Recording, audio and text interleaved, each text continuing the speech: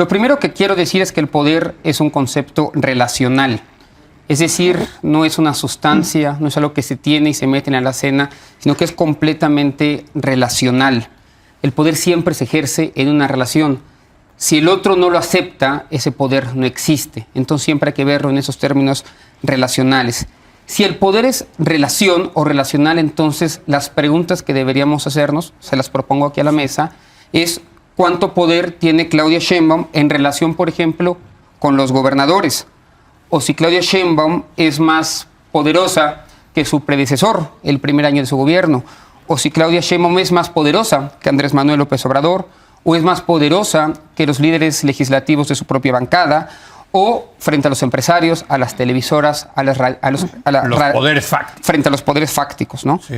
Responder cada una de esas preguntas, pues nos gastaríamos un programa entero. Totalmente. Entonces, lo que les propongo son 3 hipótesis de trabajo para que podamos avanzar a partir de la pregunta que haces.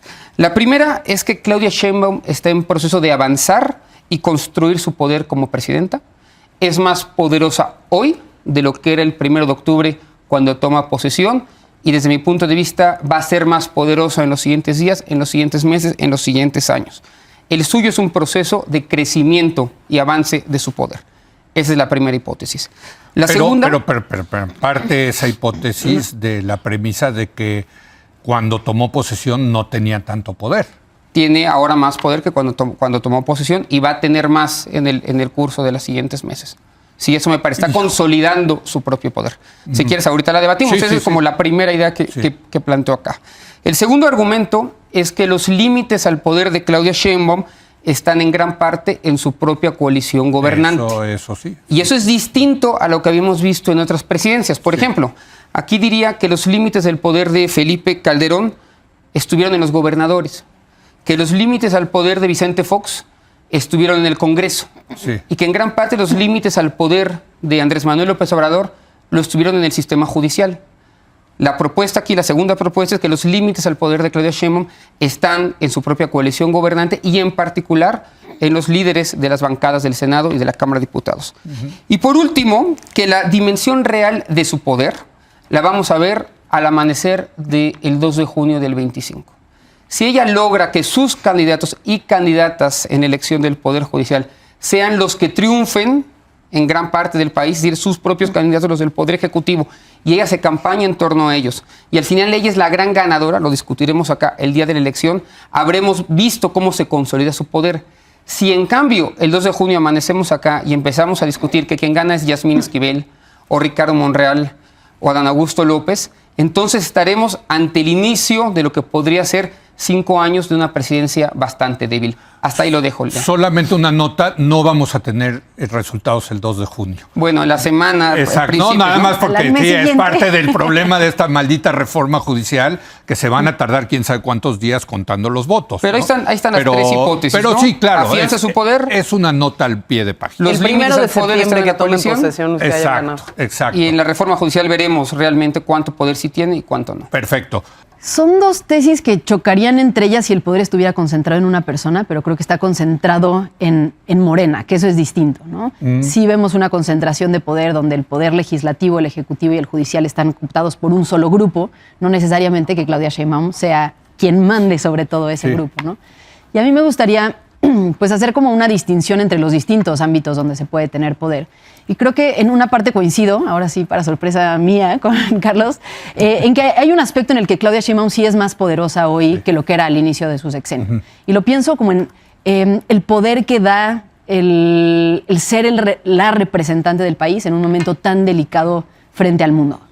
Claudia Sheinbaum se ha convertido en la líder que todos los grupos empresariales, sindicales, incluso las personas que se ven de alguna forma afectadas por el comercio internacional, pero bueno, básicamente cualquier mexicano por el impacto que tiene en la economía la relación con Estados Unidos, ve en Claudia Sheinbaum esa persona que tiene la interlocución y que ha sabido llevar la relación con Donald Trump. Trump es un límite, pero también un factor de poder para... Es un factor de poder que creo que ha ido potenciando su imagen. ¿No? Porque no es pero no es simbólico. Hoy la capacidad de convocatoria que tiene Claudia Sheinbaum con muchos sectores de la sociedad es muy superior a lo que tenía hace unos meses. no es lo mismo para un líder, para un gobernante, que su contrincante sea Monreal, ¿no? O que su contrincante sea Noroña, a decir, bueno, no, mi contrincante o la persona, mi interlocutor es Donald Trump. Y creo que eso sí la pone en otro nivel como líder, como presidenta y como, pues, como jefa de Estado. Sí. Creo que eso sin duda ha sido una transformación alrededor de la figura de ella. Claro. Ahora, veo otros dos ámbitos distintos. Uno que es el poder que tiene en su gobierno y el poder que tiene en su movimiento.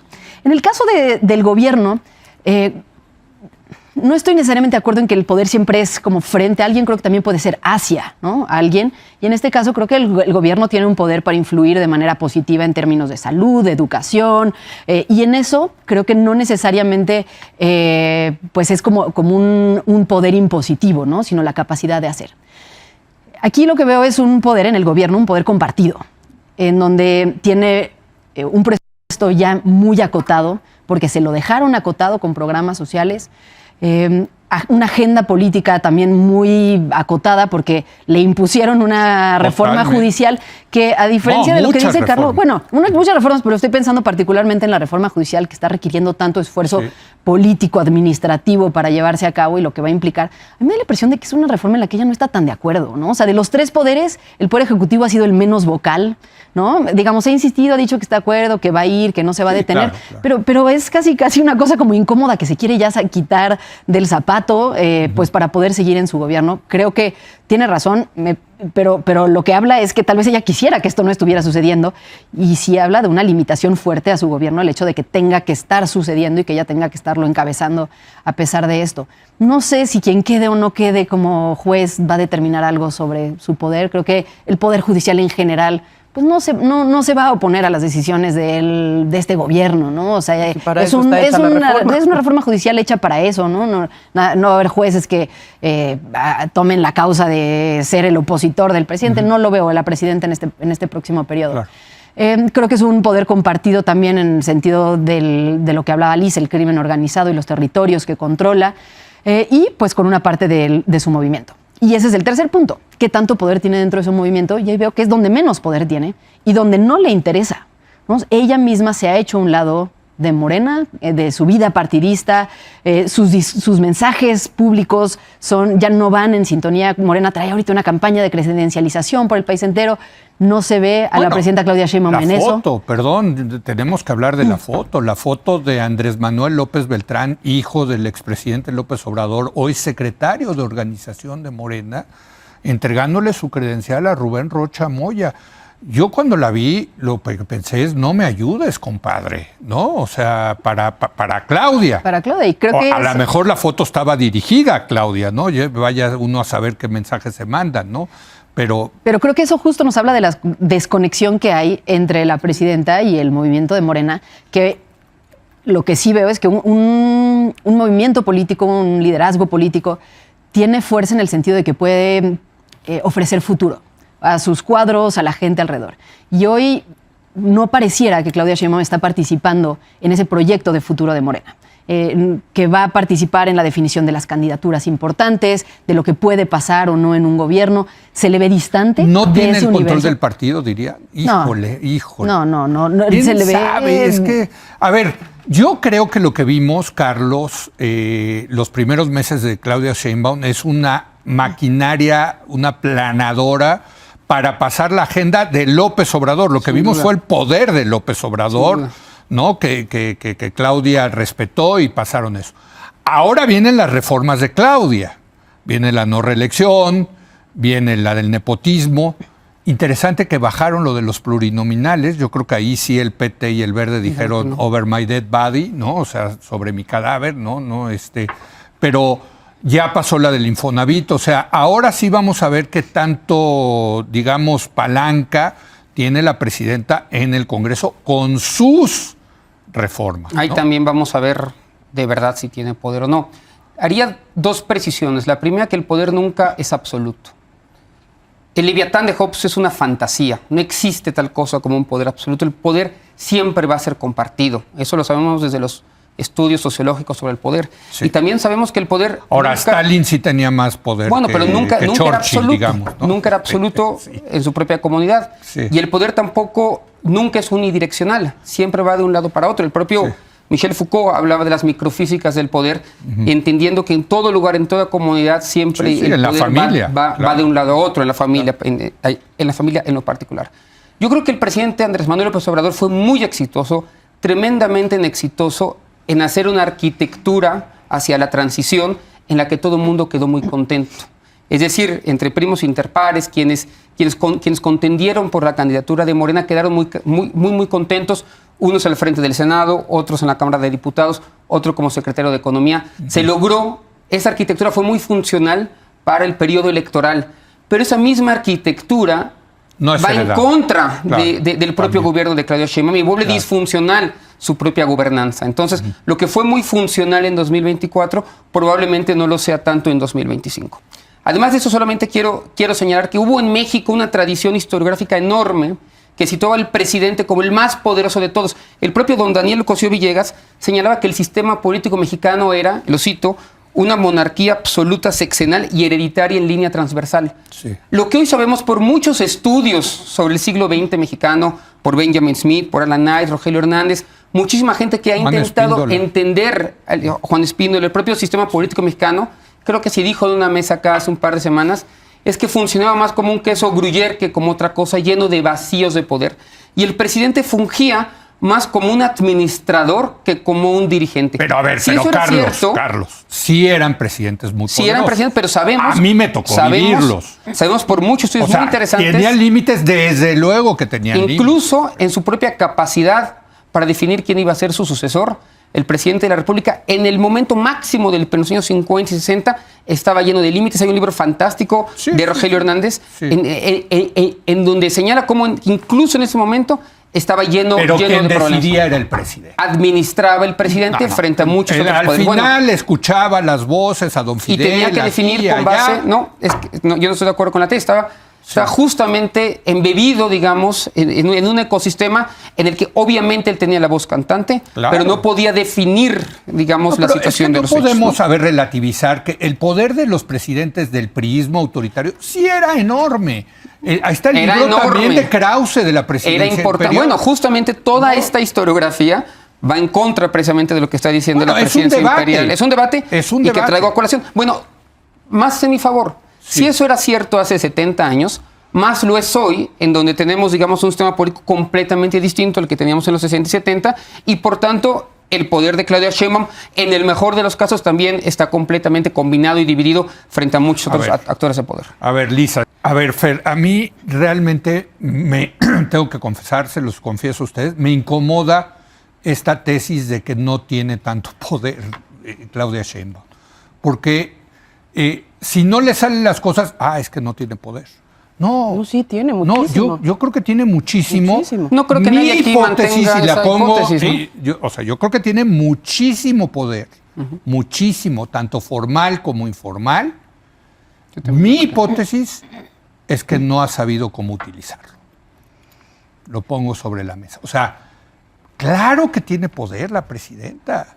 Tú has dicho renunció a meterse en el partido. Bueno, mañana si quiere se mete al partido como presidenta de la República, ¿o no? Sí, si quiere hacerlo, ¿no? Bueno, esa es la gran pregunta. Por eso, de que tiene el poder... Que más allá del poder, tiene una enorme responsabilidad. No, bueno, y eso nunca va a poder lavarse las manos y decir, oye, pude o no pude. Me incomoda precisamente esta idea de que no tiene poder, porque es una manera de quitarle responsabilidad a los problemas que hoy enfrenta el poder. ¿Por qué no se soluciona Sinaloa? Pues no tiene poder la presidenta. Está limitada. Que tiene poder. No.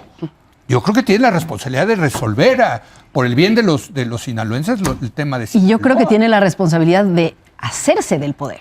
Y eso es una parte del... Es que mi punto es que ya lo tiene, no sabe cómo utilizarlo. Yo creo. Yo creo que... A ver. Creo que hemos estado cambiando en la forma en la que se comparte el poder. Porque si bien, bueno, sí, siempre se puede compartir de cierta forma. Ha habido presidentes más poderosos que otros. Sí, creo que los presidentes de los 60, 70 eran más poderosos. López Portillo, hombre. Creo que durante los primeros años de este siglo, las primeras décadas, intentamos transitar a un modelo en el que el poder se compartiera de forma más institucional. Se crearon instituciones como el INAI, como el Coneval, como la CNDH, como el INE, que pudieran estar como vigilantes de estos procesos políticos que antes sucedían tras bambalinas. Yo lo que está pasando es que estamos regresando a esos modelos en donde, pues sí, el poder se comparte, pero no sabemos quiénes lo ostentan, qué negociaciones se dan o cómo son esos controles. A ver, Claudia Sheinbaum sin duda es poderosa porque un presidente en México es muy poderoso. Las instituciones en México están construidas alrededor del presidencialismo. A ver, tiene una chequera de 8 billones de pesos. Sí. No, a ver, yo creo es muy Esa poderosa. chequera te da un poquito de poder, ¿no? Es poderosa. Es la chequera más poderosa de México. Es la persona más poderosa de México. En términos económicos. Y en términos políticos. Y en términos, tiene un ejército. Tiene un ejército a su mando, tiene el control del gobierno federal, puede hacer los nombramientos en las principales carteras del gobierno. Puede llamarle al fiscal y pedirle lo que quiera. Méteme a la cárcel a Carlos en este momento, por Ojalá favor. no tuviera tanto poder. Bueno, La cosa pero es- es verdad, es verdad. La cosa es la persona más poderosa que hay en el país.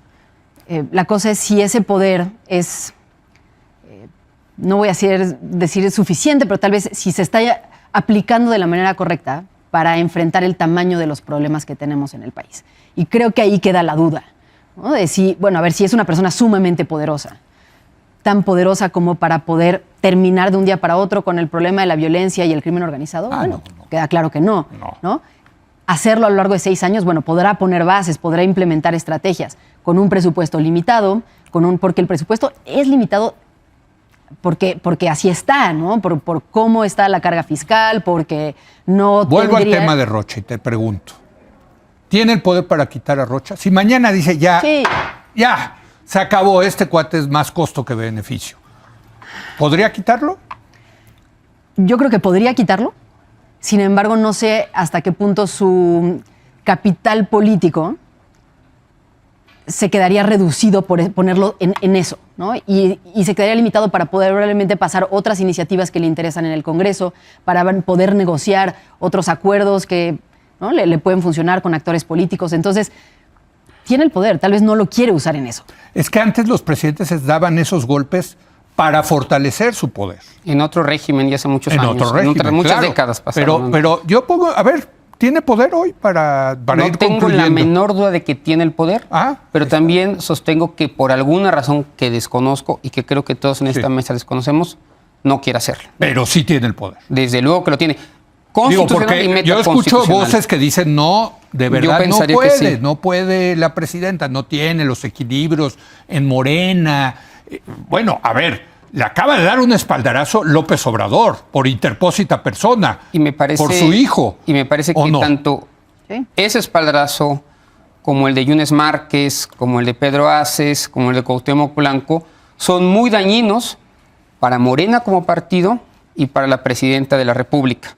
Porque justo en la cresta de la ola, cuando más poder se tiene, es cuando hay que deshacerse justamente de esas personas que uno fue tomando durante el periodo electoral. Me parece que hace mucho daño seguir conservándolos dentro del ecosistema ¿Y que por qué implica no lo Morena y hace? gobierno. No lo sé. Ahora, déjame concluyo con, Sí, con un algo, minuto ¿no? cada uno, perdón, se nos acabó. Ojalá- Está bueno el tema. Ojalá se consolide el poder de Claudia Sheinbaum. Ojalá se consolide el poder de Claudia Sheinbaum, tanto su poder constitucional como el metaconstitucional. Soy quien piensa que durante la transición México sufrió de un proceso de fragmentación del poder muy dañino que tuvo 2 consecuencias.